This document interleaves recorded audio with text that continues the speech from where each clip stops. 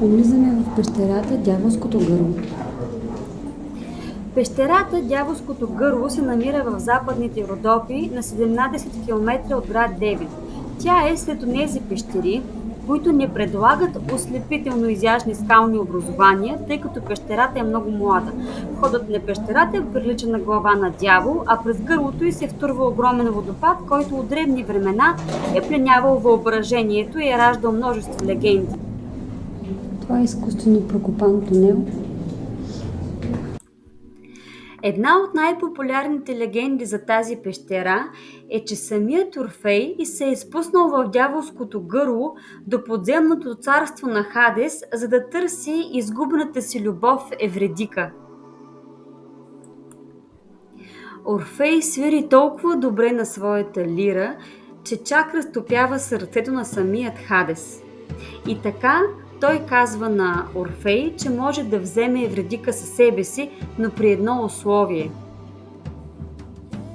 Тя ще го последва, излизайки от пещерата на подземния свят, но той не бива да я поглежда преди да напусне царството на мъртвите.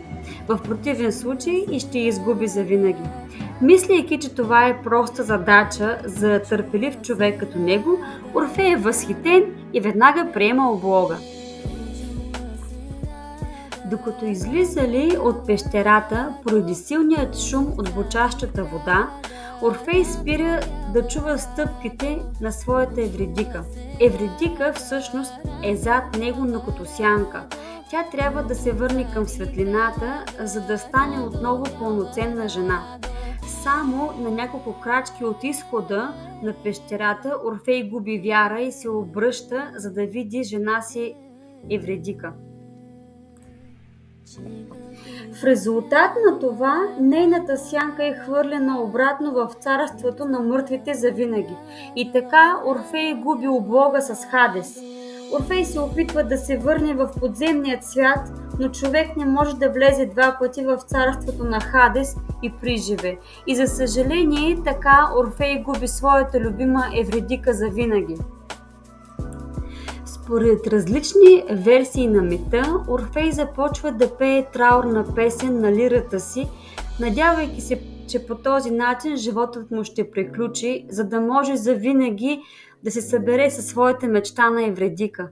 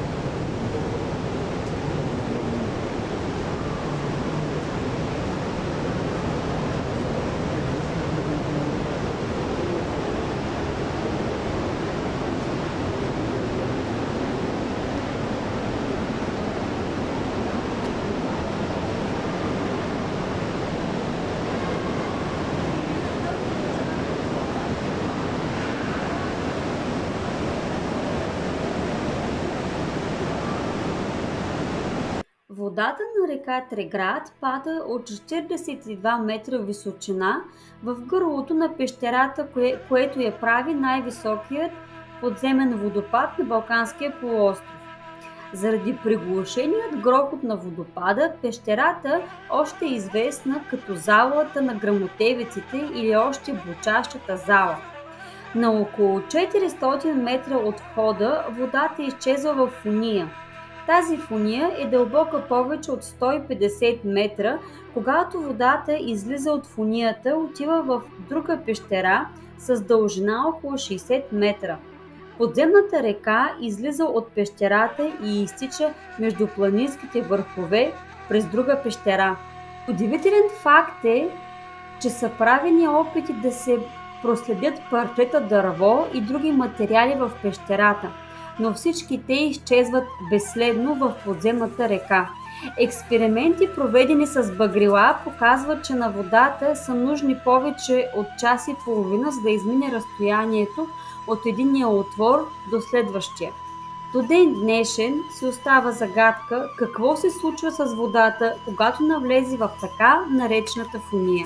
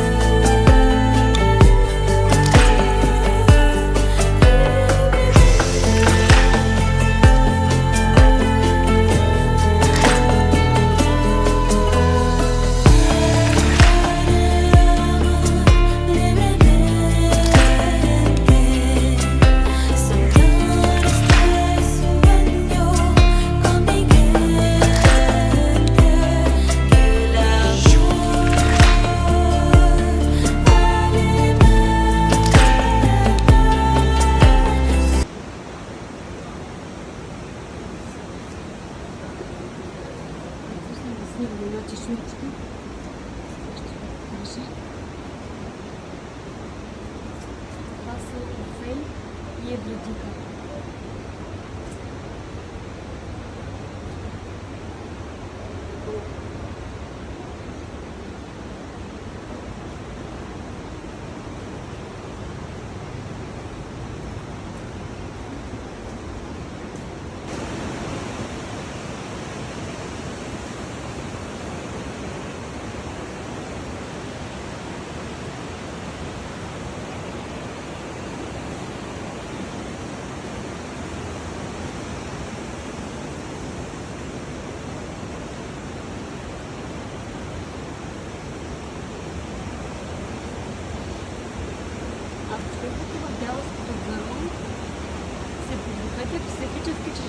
да изкачите на връщане 288 стъпала в Фейс.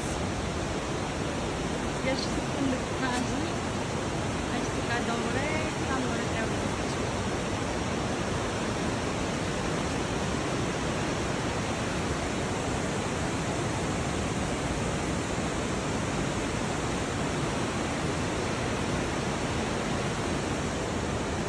В тази пещера няма сталактити и сталагмити, защото е сравнително нова, т.е. млада, извинете.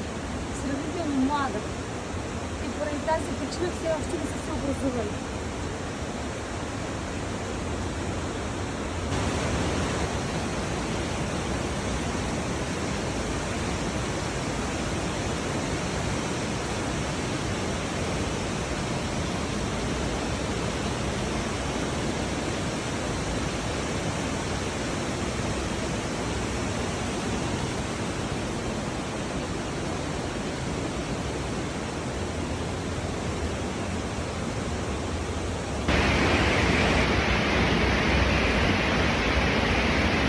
Двеста 88 стъпала. Накрая съм.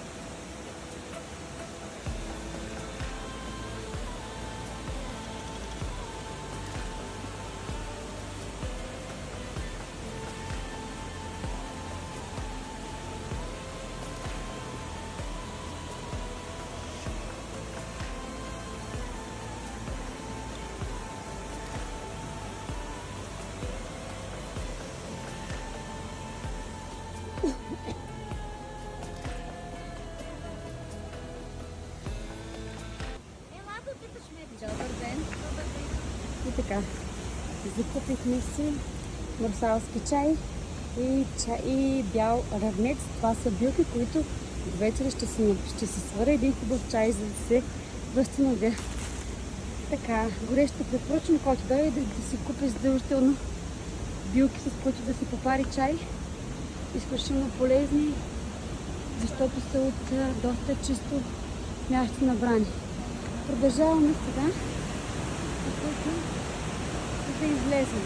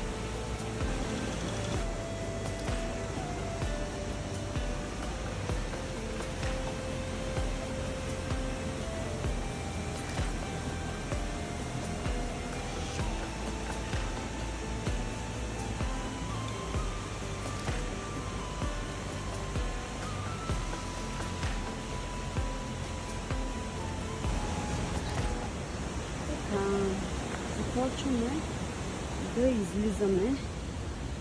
Вече излязахме от пещерата и сега продължаваме нагоре по пътечка, за да излезем на главния път.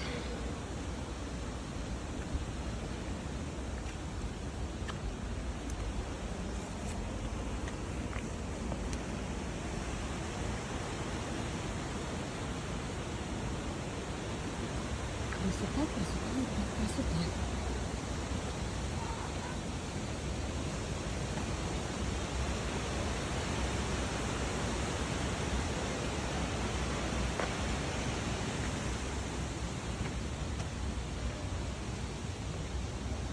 А така прави си. Добър ден! Добър ден. Наистина обаче нещо не искам. Довиждане. Лек ден ви желая. И така излезнахме на главния път. И се насочваме към колата. До следващата дестинация.